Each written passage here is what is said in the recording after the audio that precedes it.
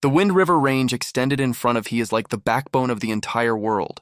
30 miles of glaciers and granite peaks valleys with the potential for temperature down to 40 degrees below zero in one night. It was Hal Bridger, and late October 1829 had an issue that previously could have killed him Christmas. The streams of beavers were creating. He had a good trap line.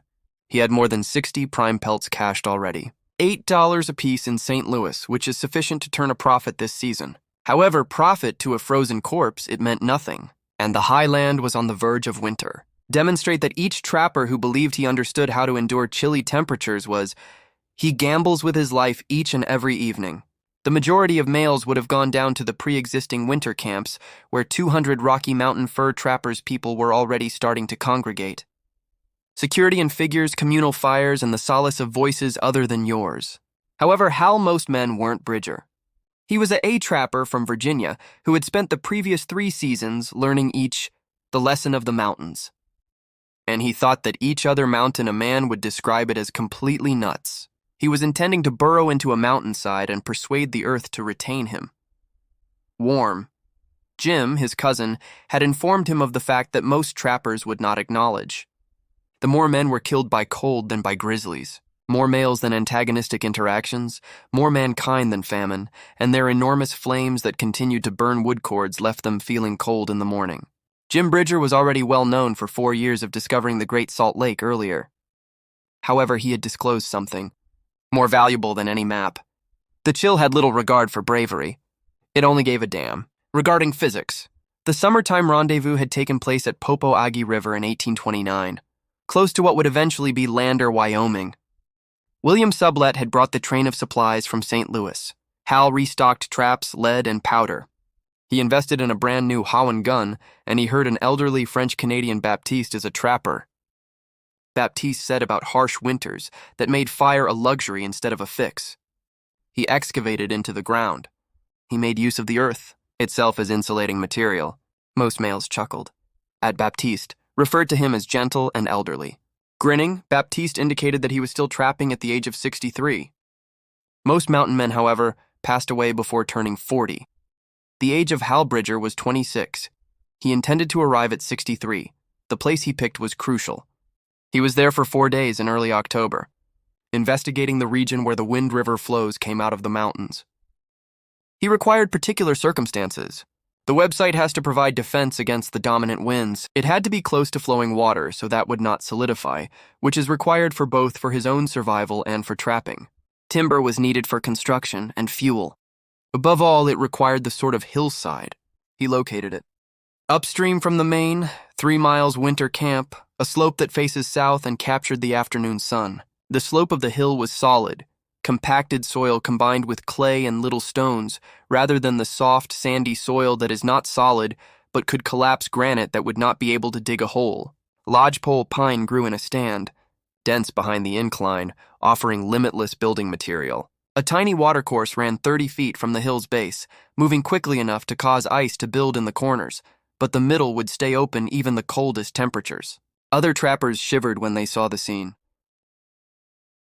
Their brains. Why would he separate himself? Why stay away from the main camp where fires might be discussed and issues could arise with figures? Some said Hal was fleeing from a source. Some believed he was just strange because the brides were recognized as such. Tall tales were recounted by Jim Bridger about glass and petrified woods mountains. Perhaps this younger Bridger was equally peculiar. Let them consider what they desired. Hal Bridger needed to get to work. On October 7th, the excavation got underway. He used stakes to mark out the proportions, and excavated cordage that was 12 feet broad and 16 feet deep, into the slope of the hill at a small elevation angle. The front door would face southeast, absorbing the sun in the morning, and placed distant from the winds coming from the northwest from the mountains that screamed down each winter. Exploring the earth was harsh using tools suitable for the time. Labor.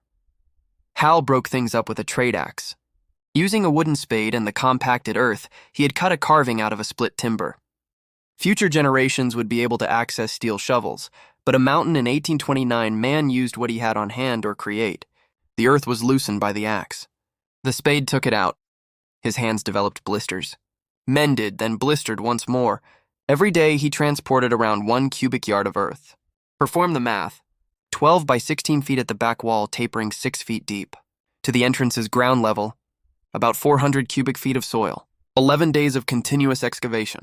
However, the actual digging was just the start of the design. This camp would be revolutionary because of that.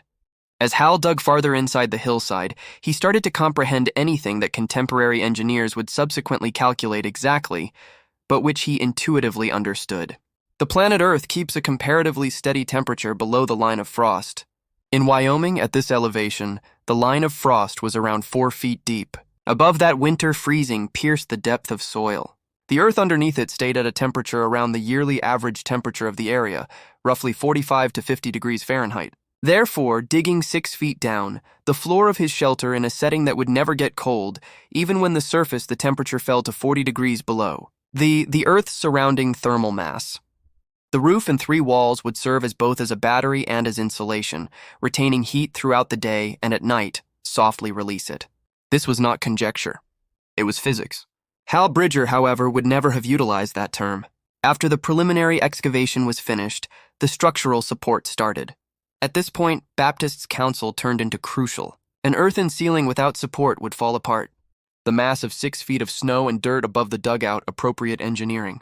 Hal chopped 30 lodgepole pines, each measuring 10 to 12 inches in diameter and 17 feet lengthy. These would act as the ceiling, joists. He made notches on both ends and placed them across the dugout's width, separating them by around 8 inches. The hewn timbers on which the notches rested ran the entire dugout's length on both sides, sharing the burden and stopping the joists in the ceiling from, in the earthen walls, sinking. In addition to, he installed smaller poles 4 to 6 in place of the joists, width extending perpendicularly to principal joists. As a result, a lattice structure. He placed this framework on top of a dense covering of pine needles and boughs pointing downward, producing the initial layer of waterproofing. Then a layer appeared, with closely interlaced tiny branches collectively. Next, a thicker layer of boughs of pine. Next, the dry grass he had finished harvesting in late summer. Especially for this reason. Lastly, he started repiling the roof with earth framework. Most attempts were made here. Earth-sheltered buildings failed. Place the dirt immediately on top of the logs and water. Penetrates, filling the wood, causing leaks within the shelter, decaying the structural components inside a few years. Hal's layering scheme discovered that Baptiste had dealt with this issue by using redundancy. Every layer had a special function. The pine. The first water was supplied by boughs. Opposition. The branches that were braided produced room for air to drain. Additional boughs, more insulation. The grass produced a barrier of moisture. Earth above everything contributed to the thermal mass and final weatherproofing. The whole roof, when finished, the assemblage measured 3 feet thick. However, a large portion of that thickness was the natural substance that would compress over time. It was a heavy load. The 30 lodgepole joists were supporting about 8,000 pounds of stuff, but lodgepole pine is incredibly robust for the weight of it. Every joist could provide support for 500 lb or so without fail. 30 joists indicating a 15,000 person capacity. lb offering an almost perfect safety factor. 2.1, this construction was not rudimentary. This was thoughtfully designed. Building designed by a man who realized that failure meant death. The walls needed the same care. Just it was requesting to leave earthen walls exposed. For trouble. Moisture in the body, cooking temperature variations, and steam would result in the walls sloughing and collapse. Hal responded to this by developing a system of waddling and dogging. He was a stakes driver. Every 12 inches vertically into the walls. Given these circumstances, he was adaptable. Horizontal willow branches, forming a pattern for a basket weave. Into this braided matrix, he stuffed a blend of rich clay soil combined with dehydrated grass and a tiny quantity of fine gravel. This blend created a comparatively hard substance when dried, an exterior that was resistant to moisture and added more insulation. The floor was yet another crucial component that most trappers disregarded them. Sleep right on the earth, even earth beneath the ice line, and heat is transferred through your body via conduction. You lose more heat by coming into contact with a cold object, compared to practically every other method. Hal built an elevated sleeping platform behind the dugout, raised about 8 inches above the floor. The platform was constructed from divided logs with the top surface polished using airspace underneath. This area of airspace was vital. Air is among the greatest accessible natural insulators. The distance between the platform where people sleep and the floor produced a void in the air that stopped the direct transfer of heat. Additionally, the full idea behind the heating system in the dugout relied on knowing something that would not be expressed explicitly in thermodynamics for 40 more years. Warm air rises. Chilly air is a sink. The platform where people sleep, Hal was positioned above the coldest area of the dugout. Naturally, cold air tugged at the ground level, heated air from his fire, and he would lift himself to the ceiling and find yourself confined there by the dense insulation. Hal positioned himself by sleeping higher, within the remaining thermal zone warmest, using the least amount of energy. However, Hal's design was implemented in the actual fire, transformed from ingenious to revolutionary.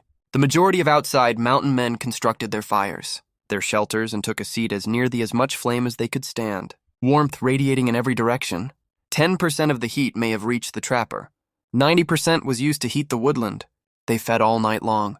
Massive fires, devouring countless amounts of wood, and yet awoke frozen. Hal Bridger intended to construct a burning with the same fuel to create the effective heat is 5 times greater. Additionally, he was planning to use a method that the other trappers would all say they could not possible. The fireplace was 4 feet within the entrance, opposite the dugout on one side. The positioning was intentional. It offered sufficient separation from the entryway that no breeze would blow straight into the fire, but near enough for the smoke to draft out organically. The actual pit was dotted with river stones, each one as large as the head of a guy, properly chosen and positioned. These stones weren't ornamental. They served as the center of the whole system. Rock, especially the quartzite and thick granite were discovered along the Wind River, possesses a remarkable ability to retain and absorb heat. The thermal mass is the technical word. One granite can absorb enough water per cubic foot, using thermal energy to warm a tiny area for hours after the fire is extinguished. Hal had surrounded his fire pit with roughly 6 rock cub feet. That much rock, heated all night long, would release the heat that has been stored all night. However, Hal expanded on the idea.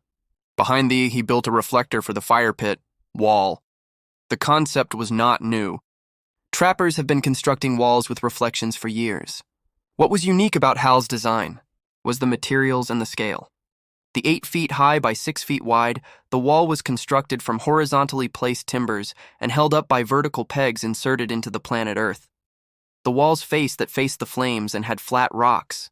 Each one was precisely fitted, establishing a surface of stone that would emit heat back after absorbing it. The wall was angled slightly back, angle roughly 15 degrees off the vertical. This was an important angle. It guided radiating heat in the direction of the sleeping region instead of heading directly back toward the doorway. The wall provided several objectives. Heat was reflected forward by it and down. Heat was absorbed by it all over the nighttime, turning into a huge heat sink. For hours, it would exude warmth. It formed a helpful partial barrier. Direct smoke in the direction of the entryway instead, rather than allowing it to fill the dugout. Additionally, it served as a windbreak, avoiding drafts from interfering with the flames. In between the reflector, the rock-lined fire pit wall, as well as the insulated building Hal itself, had produced what engineers would call a thermal envelope, an area in which heat was reduced heat loss, increased efficiency, and thermal mass retained energy for a long time. Release. The mechanism was sophisticated. Effective yet utterly unrecognized, it was spotted by the other trappers. The entryway itself needed to be carefully planned. Heat would leak from a plain open entryway, continuously. Warm, cold air would flood in, air would escape, and the whole of the dugout's thermal advantage would be lost. Hal responded to this in 2 parts. System. The real entrance was not that large, roughly 2 feet broad and 3 feet high, barely big enough to squeeze through. This restricted the opening's size by